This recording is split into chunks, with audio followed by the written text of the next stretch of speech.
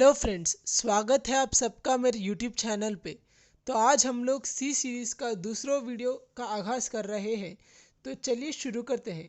आज का टॉपिक है identifiers, variables and data types. Topic शुरू करने से पहले एक इम्पॉर्टेंट बात शेयर करना चाहूँगा। मैंने सुना है कई स्टूडेंट्स से पहले कि वो लोग डेटा टाइप्स के रेंजेस याद नहीं कर पाते हैं और एग्ज़ाम में भूल जाते हैं।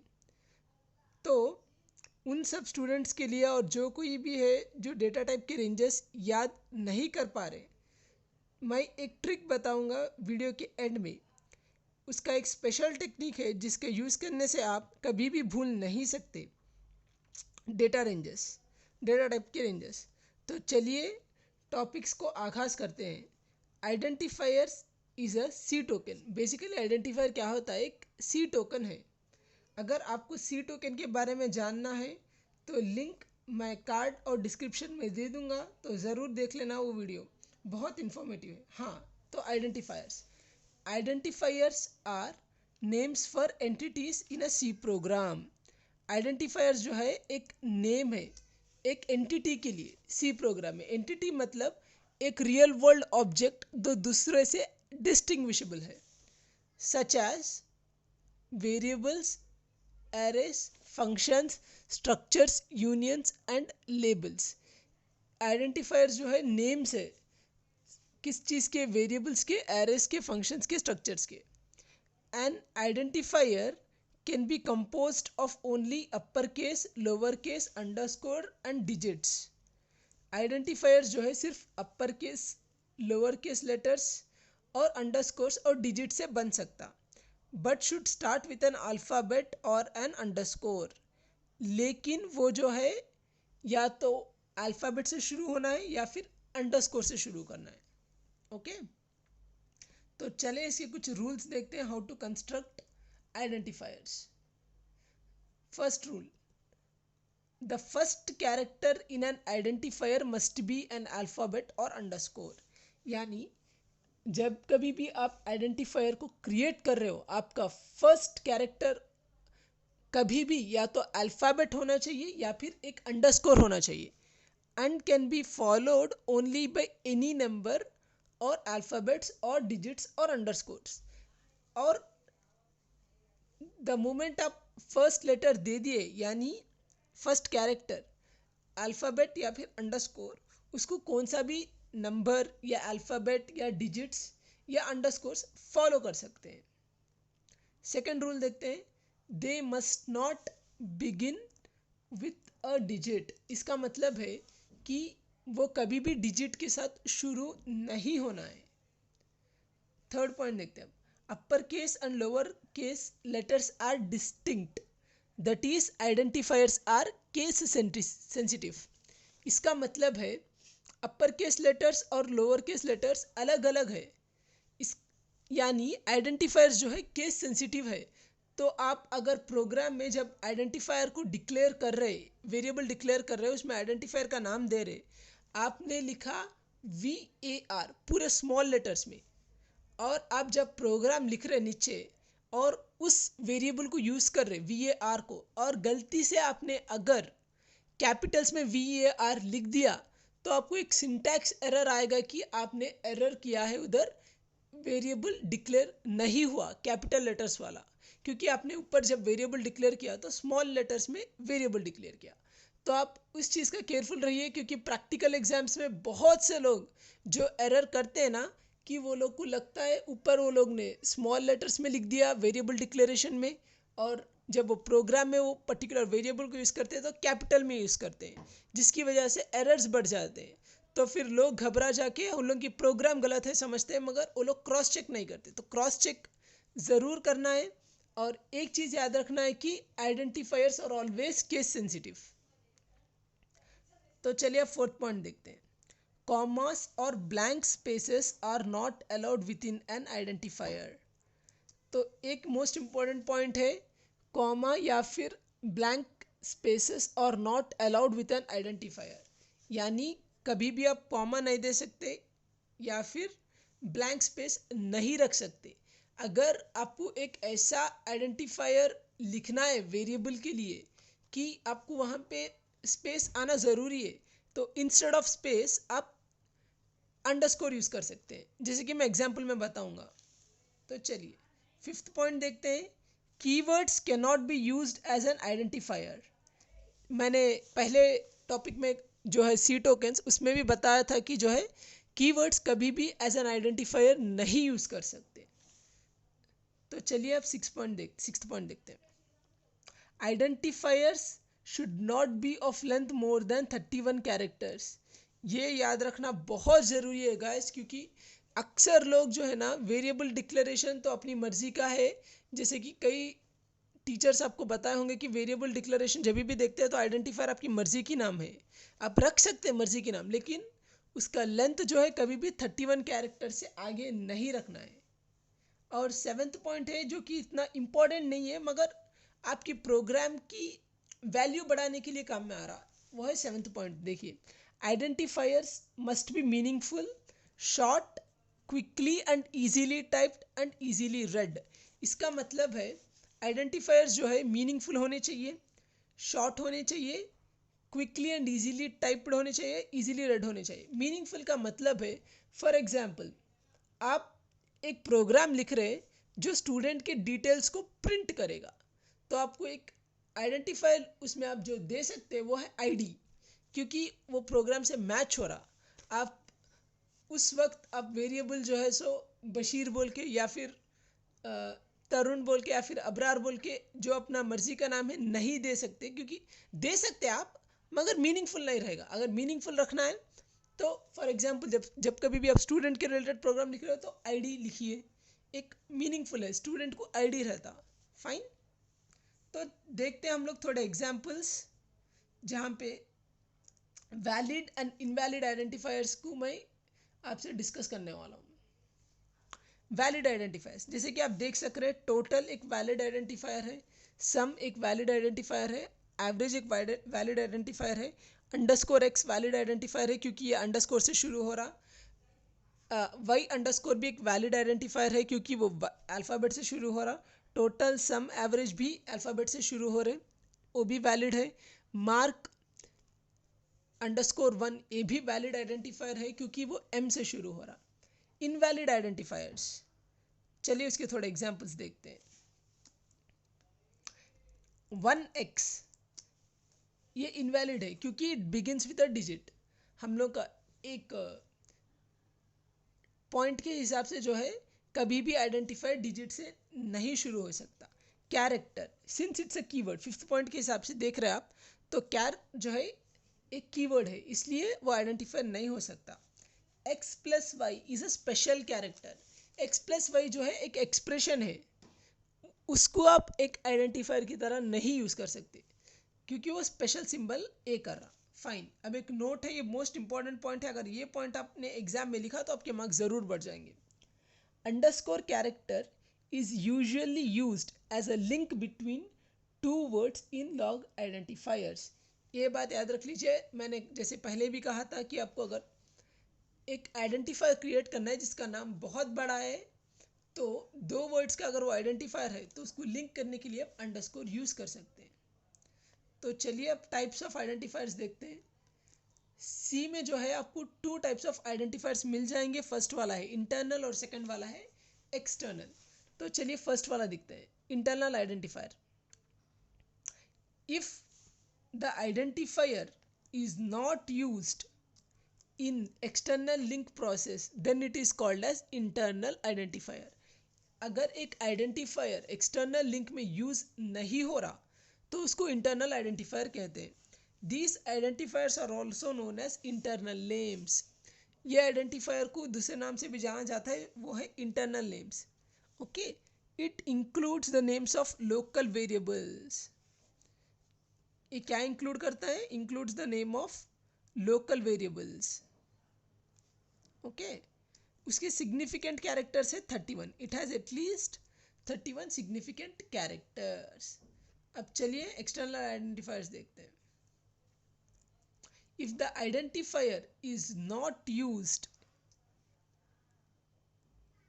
If the identifier is not used in an internal link process, then it is called as external identifier.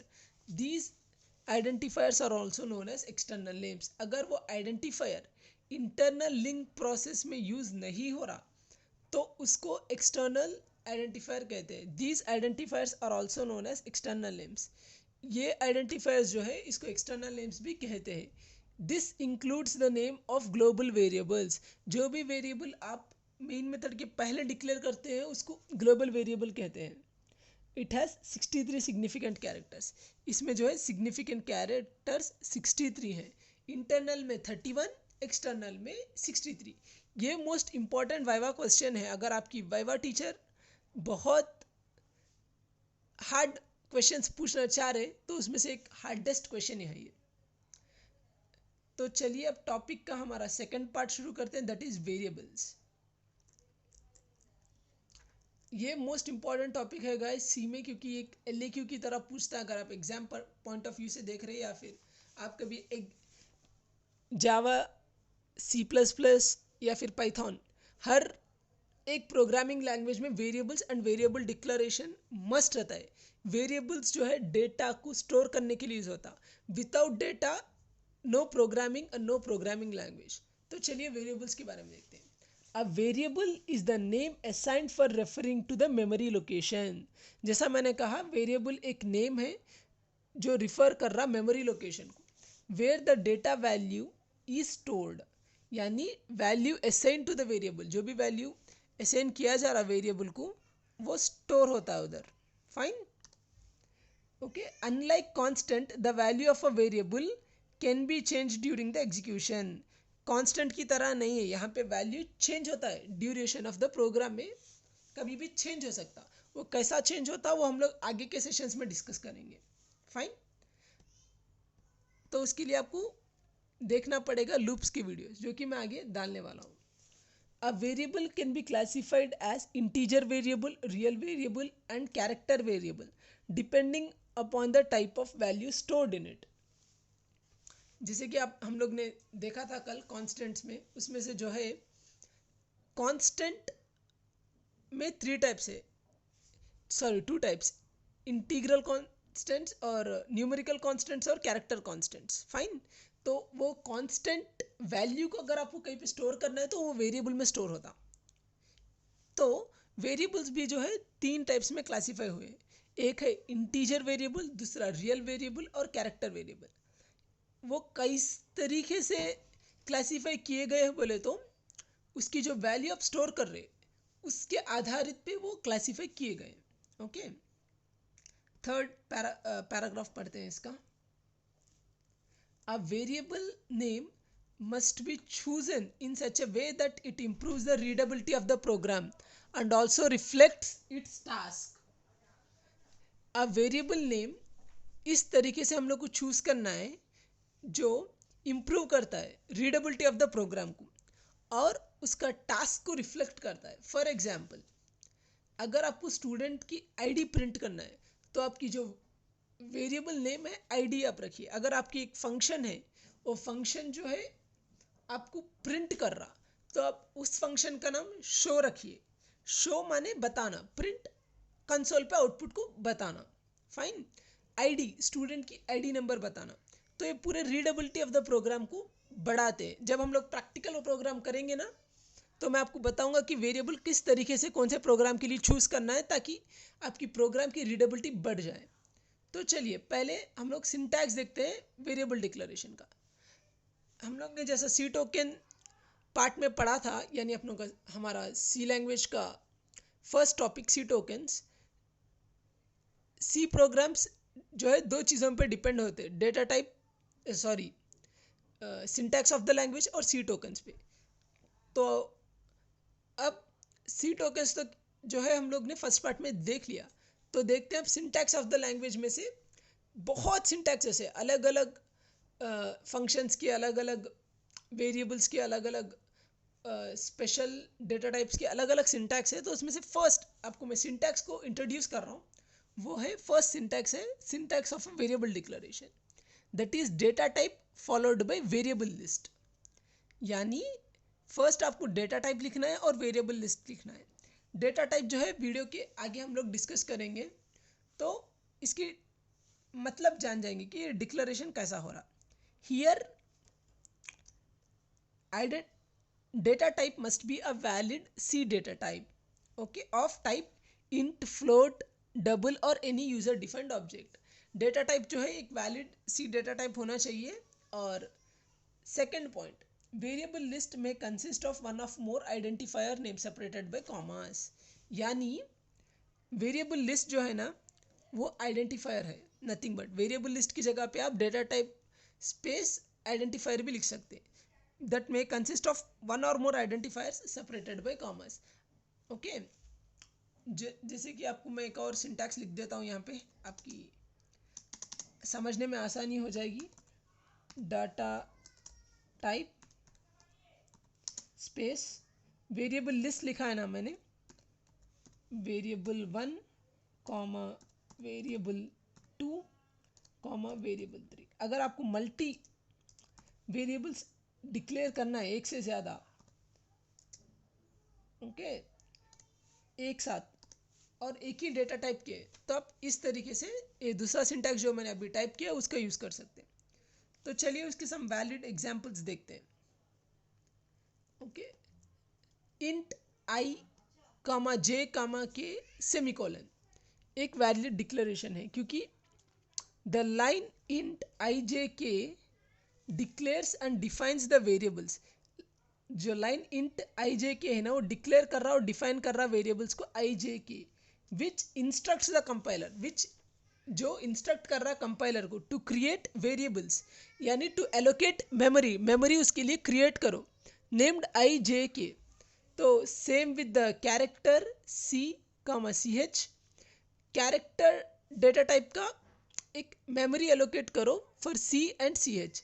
Float for same और एक डेटा टाइप है फ्लोट, जहाँ पे एफ और salary and so on.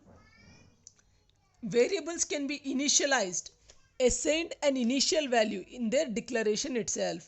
Variables को जो है हम लोग इनिशियलाइज कर सकते और वैल्यू असाइन कर सकते उनके डिक्लेरेशन में ही, okay. The initializer consist of an equal sign followed by constant expression. Initializer जो है ना कंसिस्ट करता है equal sign followed by the constant expression. जैसा मैंने कहा था कि कांस्टेंट वैल्यू को जो है वेरिएबल में स्टोर किया जाता, वो स्टोर करने के लिए आपको असाइनमेंट ऑपरेटर की ज़रूरत है। असाइनमेंट ऑपरेटर माने इज इक्वल टू साइन। तो उसका जनरल सिंटैक्स देख के समझते हैं। Fine, general syntax, data type variable name equal to value. Data type यानी कोई भी वैलिड डेटा टाइप सी का वेरिएबल नेम यानी आइडेंटिफायर जो भी आप नाम दे रहे equal to value, value here is constant. तो चलिए थोड़े एग्जांपल्स देखते हैं।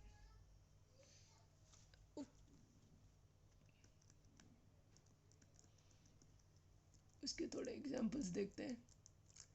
int d equal to 3 f equal to 5, definition and initialization of d and f।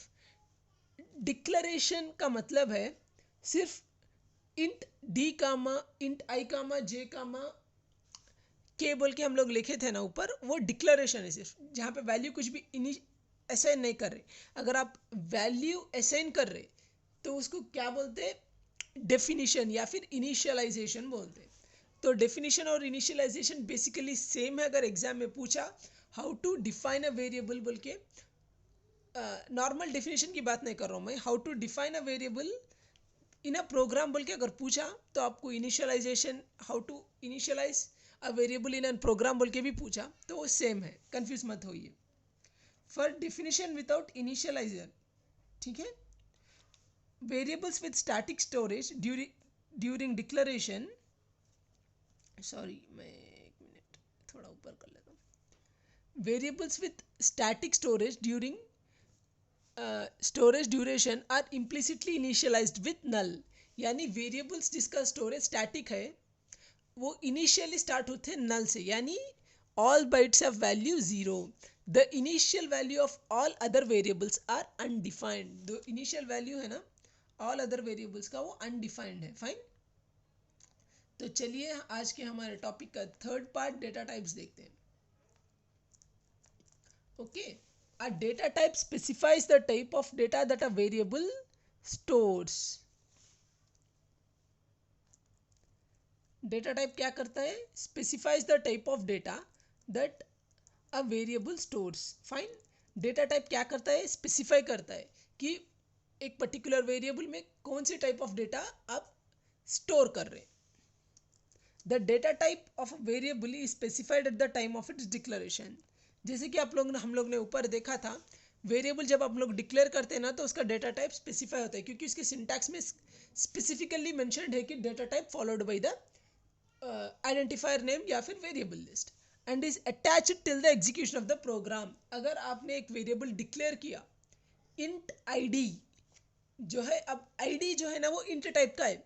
आप प्रोग्राम में जब भी है वो वेरिएबल यूज करेंगे तो वो सिर्फ इंट टाइप का रहेगा, वो कैरेक्टर टाइप या फिर फ्लोट टाइप में बदल नहीं जाएगा. ये पॉइंट याद रखिए, ये मोस्ट इंपॉर्टेंट पॉइंट है. In general data type associated with the variable indicates, first point, the type of value stored in the variable. क्या इंडिकेट करते हैं? वो वैल्यू जो स्टोर किया हुआ है वेरिएबल में उसको इंडिकेट करता है. Second point, amount of memory allocated for data value. अगर आपको वैल्यू स्टोर करना है, स्टोर करने के लिए आपको मेमोरी चाहिए. मेमोरी चाहिए मतलब आपको कितना मेमोरी चाहिए वो आपको स्पेसिफाई करना है.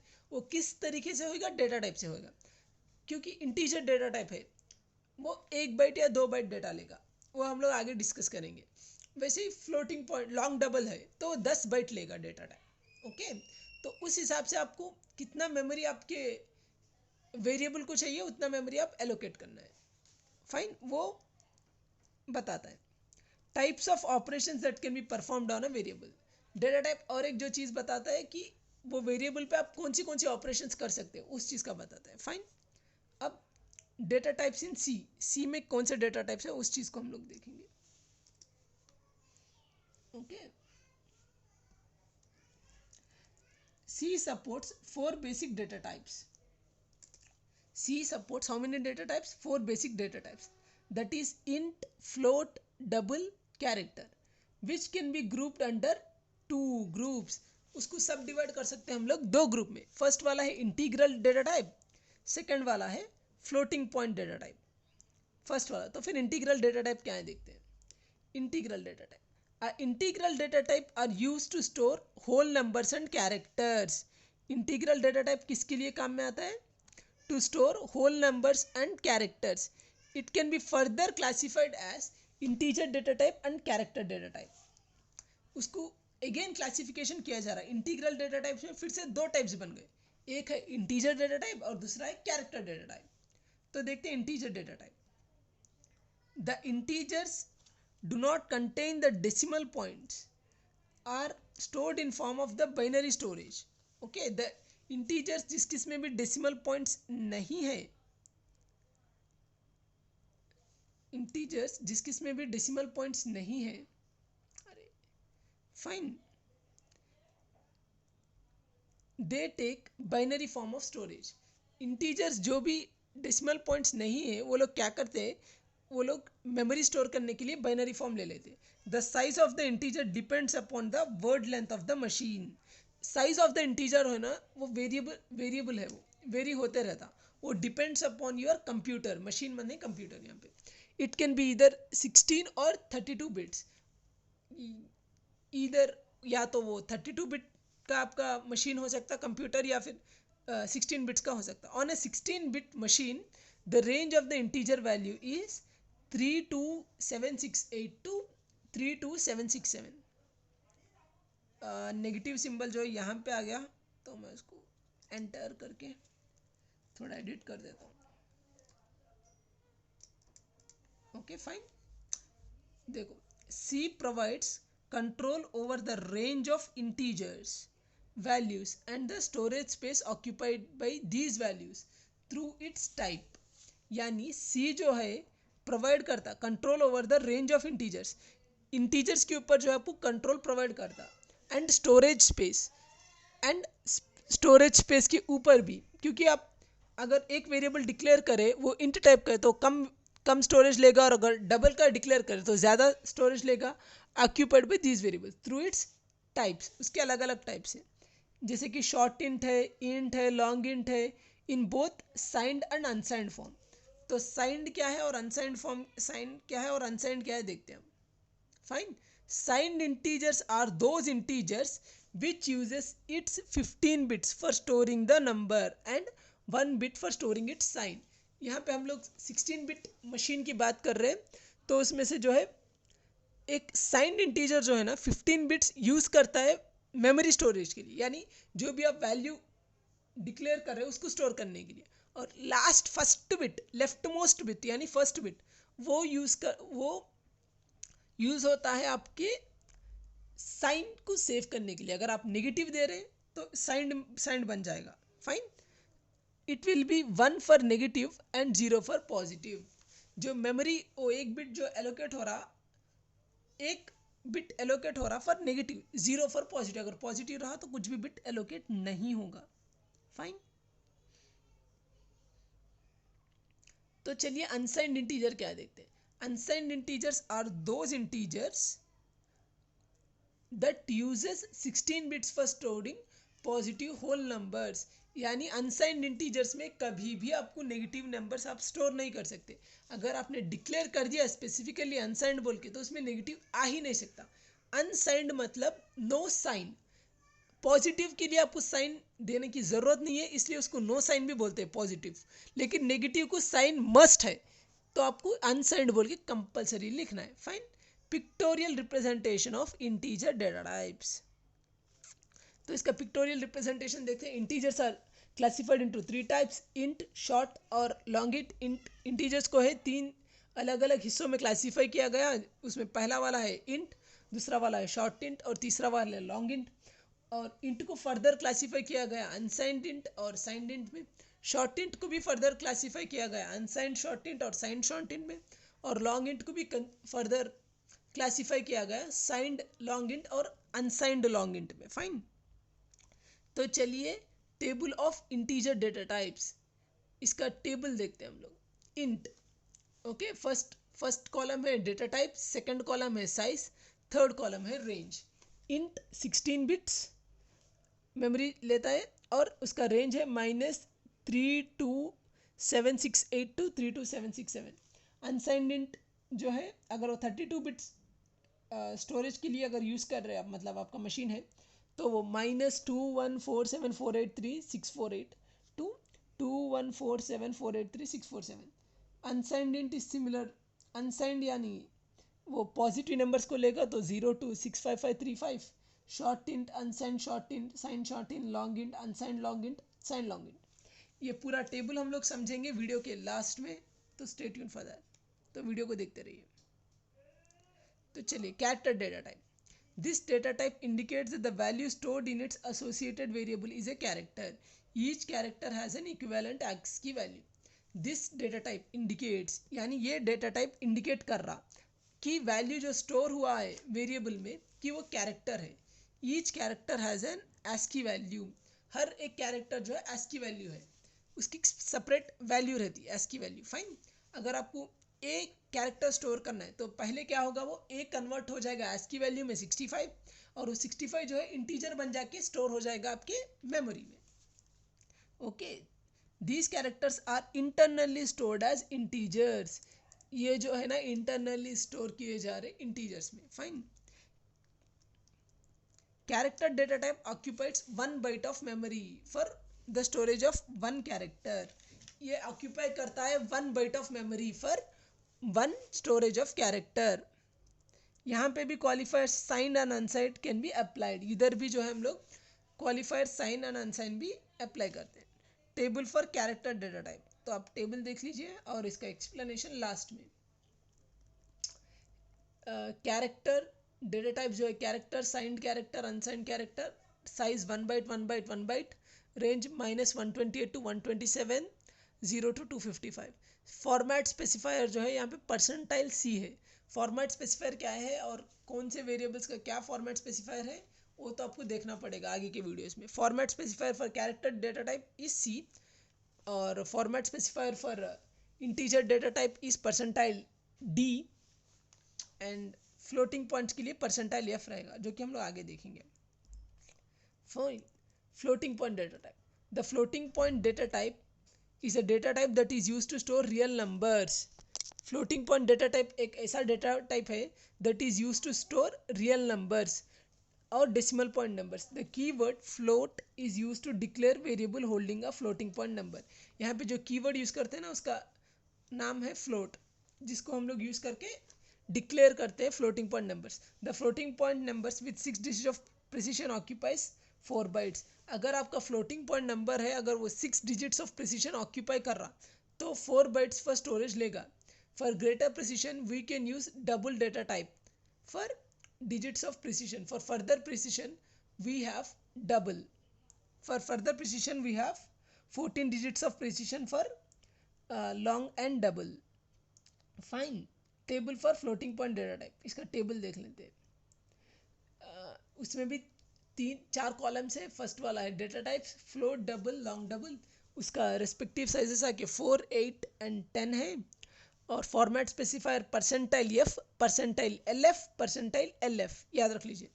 इसका रेंजेस है -3.4 ई -382, 3.4 ई +38, -1.7 ई 3082 plus 1.7 e plus 308, -1.7 e minus 49322, 1.7 e 4932. तो चलिए आज के वीडियो का स्पेशल पार्ट यानी tips to memorize the ranges of integers, उस चीज को हम लोग देखते हैं अब. फाइन. तो पहला है इंटीजर डेटा टाइप के लिए. इंटीजर डेटा टाइप 16 बिट के होते हैं. 16 बिट मतलब 2 पावर 16 यानी 65536. Signed contains negative and positive values. जैसे कि हम लोग साइंड के डेफिनेशन में देखा था, उसमें नेगेटिव वैल्यूज भी रहते, पॉजिटिव वैल्यूज में रहते.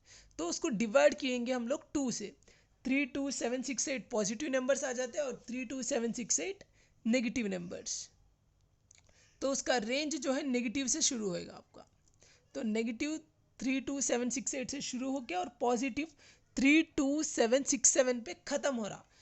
अक्सर लोग डाउट पूछते हैं कि प्लस 32768 पे क्यों खत्म नहीं होता, क्यों 7 पे खत्म हो रहा. क्योंकि 0 कंसिडर्ड एज पॉजिटिव. ये बात याद रख लीजिए. Okay. Unsigned contains, third point, only positive numbers, so it ranges from. Unsigned integer जो है ना वो कंटेन करता है सिर्फ positive numbers, so it ranges from 0 to 65535. Actually जब 16 बिट माने 65536 है, तो क्यों 65535 क्यों? क्योंकि अब 0 से 65535 इज इक्वल टू 65536 डिजिट्स. अगर आप 0 को एक डिजिट की तरह काउंट कर रहे हैं तो 0 to 65535 जितने डिजिट्स आएंगे ना, दैट इज इक्वल टू 65536. अब देखते हैं tips to memorize 32 bit integers. Fine. इसका देखते हैं. Fine fine fine. Okay fine. 2 power 32 is equal to 429496796. और अब लोग पूछेंगे यार तुम ट्रिक बता रहे हो मगर 2 पावर 32 की वैल्यू तो याद करनी ही पड़ेगी. नहीं, मोस्टली आप जब भी एग्जाम दे रहे हो इंजीनियरिंग की तो 90% ऑफ द टाइम आपको कैल्सी अलाउड है, तो आप कैल्सी लेके जाइए. अगर आपको डर है कि आप भूल जा रहे हैं, कैल्सी लेके जाके आप सुकून से कर सकते हैं. 2 power 32 equal to 429496796. Signed contains negative and positive values. Signed integer contains negative and positive values. So 429496796 is divided by 2, so that we get 21478368 positive numbers and 2147483648 negative numbers. So its range starts from negative to positive. जैसा कि हम लोग ने ऊपर देखा 0 is considered as positive, same happens here as well. Unsigned contains only positive numbers, so its range starts from 0 to 4294967296. Fine. Tips to memorize ranges for 1 byte character. 1 byte equal to 8 bits, that is equal to 2 power 8 equal to 256. Signed character contains negative and positive values. So 256 divided by 2 that is equal to 128 positive numbers and 128 negative numbers. So it's range, तो उसकी range शुरू होती है -128 से और and खत्म होती है 127 पे. Since zero is taken as positive, tips to memorize the ranges for 1 byte unsigned character. अगर आपको टिप जानना है to memorize 1 byte unsigned characters तो सेम लॉजिक अप्लाई होगा इधर भी. तो चलिए लॉजिक भी एक बार समझ जाते हैं. एक बाइट इक्वल टू फिर से 8 bits equal to 2 to the power of 8 is equal to 256. Unsigned contents only positive values, so इसका रेंज जो है जीरो से शुरू होगा और एक खत्म पे एंड हो जाएगा यानी 255 पे. Since zero is taken as positive. आज के लिए बस इतना ही गाइस. अगर वीडियो पसंद आया तो लाइक करिए, शेयर करिए और सब्सक्राइब करिए. नोट्स के लिए आप मुझे कांटेक्ट कर सकते हैं मेरे ईमेल आईडी पे bashirofficial2000@gmail.com. And last but not least, stay home, stay safe. May God bless you all. Bye bye.